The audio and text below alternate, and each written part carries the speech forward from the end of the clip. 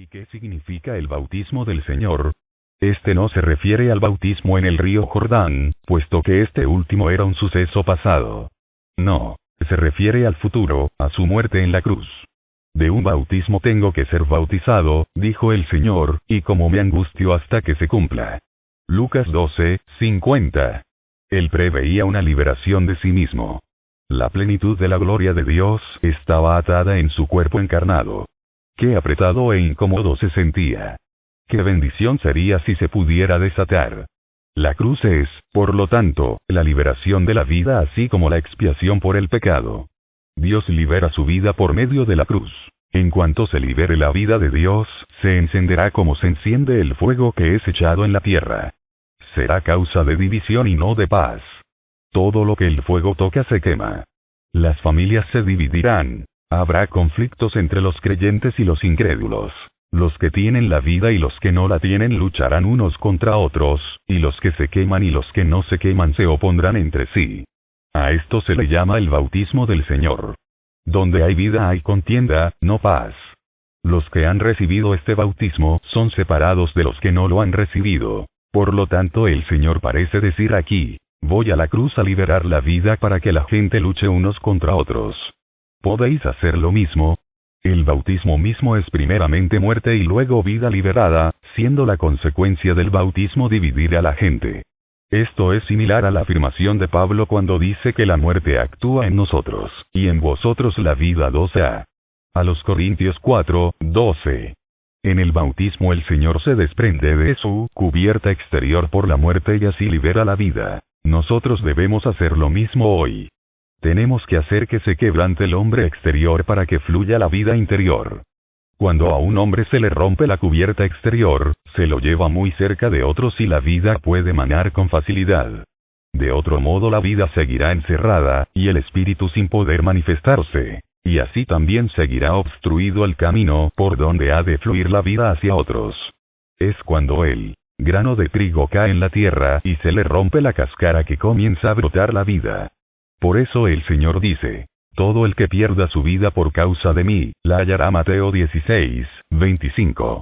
El Señor no dice morir sino ser bautizados, no sea que alguien tuerza el sentido de sus palabras para querer decir que Jacobo y Juan participaron en la expiación. En cuanto a la expiación, es únicamente Cristo, como nuestro gran sumo sacerdote, quien hace expiación por nuestros pecados. No hay nadie más que pueda expiar o tener parte en la expiación. En lo que respecta a la parte expiatoria de su muerte en la cruz, no tenemos ninguna parte en ella. Pero en cuanto a la parte de su muerte que libera la vida, todos participamos en ella. En consecuencia, el Señor habla aquí solo de la parte de la muerte que libera la vida, no teniendo nada que ver con la expiación. Así que el Señor parece decirnos, el bautismo que voy a recibir romperá mi cubierta exterior y liberará la vida. ¿Están dispuestos a ser bautizados? A menos que el hombre sea quebrantado, no se podrá liberar la vida. El hombre que no ha sido quebrantado mantiene una gran distancia entre él mismo y otros.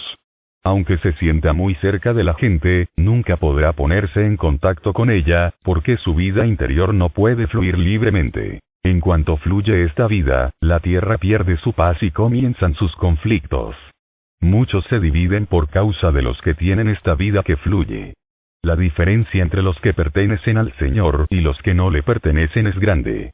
Muchas dificultades surgen entre los que tienen al Señor y los que no lo tienen, entre los que conocen a Dios y los que no lo conocen, entre los que pagan el precio y los que no lo pagan, entre los que son fieles y los que no lo son, entre los que aceptan las pruebas y los que las rechazan.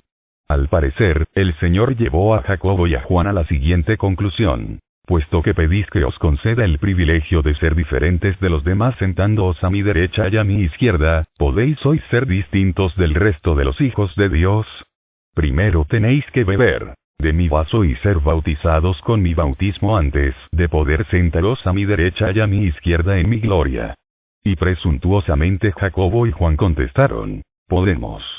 Aún así, el Señor no les prometió los codiciados asientos de su derecha y de su izquierda. Aunque su petición fuera incorrecta, el Señor tenía que darles la respuesta correcta. Su pensamiento es este: A menos que un hombre beba del vaso del Señor y sea bautizado con su bautismo, no puede sentarse a su derecha ni a su izquierda. Y aunque beba y sea bautizado, no puede sentarse a su lado, puesto que esos lugares son para aquellos a quienes Dios se los ha preparado. La autoridad no consiste en imponerse sino en servir humildemente. Siguiendo con la enseñanza de la autoridad, el Señor llamó a sus discípulos y los instruyó sobre las cosas futuras de la gloria. Les dijo que, entre los gentiles, los hombres procuran la autoridad para dominar a otros. Está bien que procuremos la gloria futura, pero no debemos pensar en dominar o imponernos a los hijos de Dios. El hacerlo nos haría caer en el estado de los gentiles, pues los deseos de ellos son dominar y ejercer autoridad. Tal espíritu debe ser desalojado de la Iglesia. Los que el Señor utiliza son los que conocen su vaso y su bautismo. Al beber de su vaso y recibir su bautismo, tendremos naturalmente autoridad. No debemos procurar dominar exteriormente a los hombres.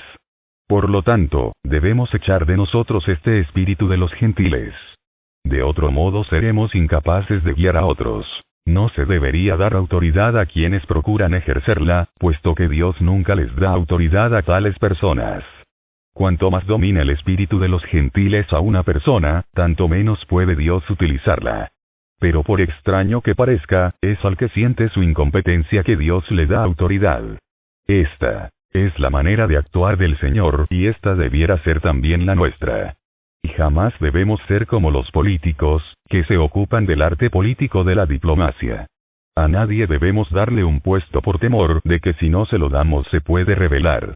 En la casa de Dios el modo de obrar debe ser espiritual y no político. Aunque nuestra actitud sea cortés y tranquila, tenemos que ser fieles delante de Dios.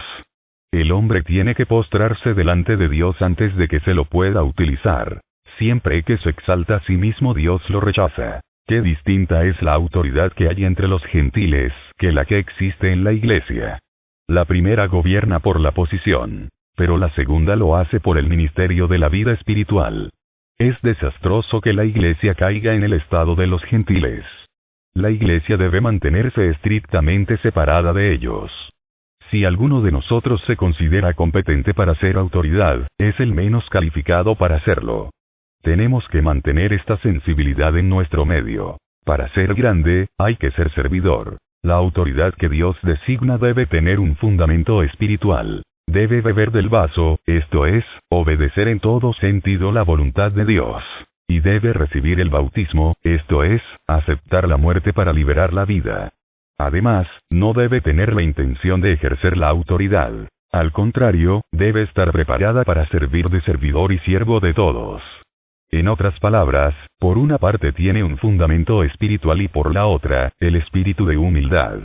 Puesto que tal persona no procura ser autoridad, Dios puede utilizarla como tal. No corresponde hablar de autoridad si no se bebe del vaso y se recibe el bautismo. Al que es verdaderamente fiel y se considera incompetente para todo excepto para ser siervo de todos, a ese proclama el Señor como el que puede ser grande. En consecuencia, la condición para ser autoridad es un sentimiento de incompetencia e indignidad. De la misma Biblia, podemos inferir que Dios jamás ha utilizado a un alma orgullosa. Cuando una persona se enorgullece, en ese mismo momento Dios la desecha. Tarde o temprano su orgullo oculto será revelado por sus palabras, puesto que las palabras siempre traslucen lo que hay en el corazón. En el futuro tribunal de Dios hasta los humildes se sorprenderán en gran manera. Y si esto es verdad, cuánto más será el horror de los orgullosos en aquel día. Tenemos que sentir nuestra incompetencia, ya que Dios usa solamente a los inútiles.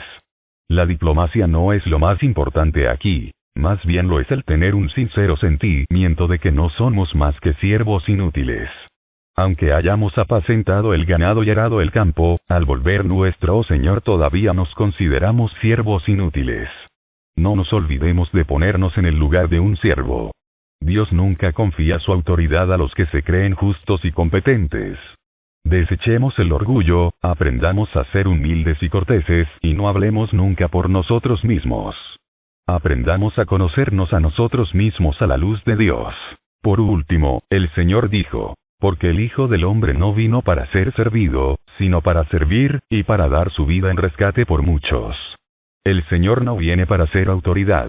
Viene para servir. Cuanto menos presumidos y más humildes seamos, tanto mayor será nuestra utilidad. Cuanto más engreídos y vanidosos seamos, tanto menor será nuestra utilidad. Nuestro Señor toma forma de siervo, hecho semejante a los hombres. Jamás extiende su mano para apoderarse de la autoridad, puesto que Dios se la da. El Señor Jesús fue exaltado de la humildad a lo sumo. Este es el principio de su vida. No extendamos nuestras manos carnales para apoderarnos de la autoridad carnal. Seamos siervos de todos hasta que un día Dios nos encomiende una responsabilidad especial. Así aprenderemos a representar a Dios. Por eso el ministerio es la base de la autoridad. El ministerio proviene de la resurrección, el servicio, del ministerio, y la autoridad, del servicio. Quiera el Señor librarnos de la altivez. Qué terrible será el juicio para los que se apoderan de la autoridad de Dios con sus manos carnales. Ojalá temamos a la autoridad como tememos al fuego del infierno. Representar a Dios no es cosa fácil. Es algo demasiado grande y maravilloso para que lo toquemos. Tenemos que andar estrictamente en el camino de la obediencia. Nuestra senda es la obediencia, no la autoridad. Es ser servidores, no jefes. Es ser esclavos, no gobernantes.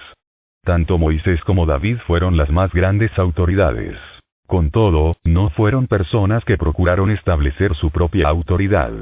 Los que hoy desean estar en autoridad debieran seguir sus pisadas. Siempre deberíamos sentir temor y temblor en este asunto de ser autoridad.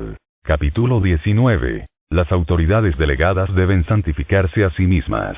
Y por ellos yo me santifico a mí mismo, para que también ellos sean santificados en la verdad. Juan 17, 19. Ya hemos visto que la autoridad espiritual se basa en la espiritualidad.